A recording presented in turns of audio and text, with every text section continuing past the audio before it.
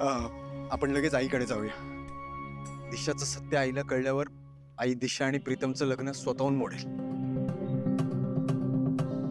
मग आपण प्रियाबद्दल आईला सांगूया. ओके चल. थांबा आदित्य सर, ह्यो विचार सुद्धा मनात येऊ देऊ नका. का?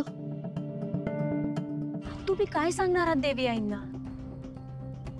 आदित्य सर, तुम्ही बघितलत ना दिशा मॅडमनी देवी आईंचा किती विश्वास जिंकलाय ते.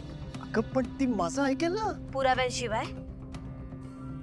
आदित्य सर, तुम्हाला माहितीये देवी आई कुठल्या बी पुराव्याशिवाय कधीच कुठल्याच गोष्टींवर विश्वास ठेवत नाहीत. आणि त्यांना पटल असा एकतरी पुरावा हाय का आपल्याकडं? आदित्य सर, फक्त आपण म्हणतोय म्हणून देवी आई दिशा मॅडम सोबतचं होणारं प्रीतम सरांचं लगीन मोडतील असं वाटतंय तुम्हाला? बरोबर बोलते पारू. पुराव्यांशिवाय आपण काहीच करू शकत नाही. दिशाचं काय करायचं ते मी बघतो. मी बोलेन आईशी. पण प्रिया, मला असं वाटतं की तू आता तुझ्या घरच्यांना बोलून घे, म्हणजे आपल्याला पुढची बोलणी करता येईल.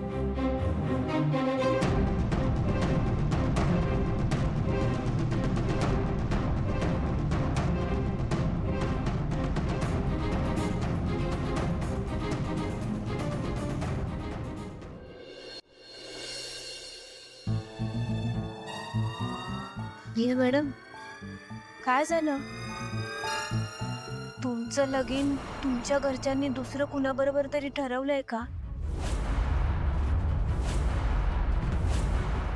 तुम्ही असं अचानक गप्पच आलात? नाही पारू, माझे आबा या लग्नासाठी कधीच तयार नाही होणार. काय? ते नाही येणार इकडे. का? का तयार नाही होणार? म्हणजे काय करतात तुमचे बाबा? आबा ते शेतकरी आहेत.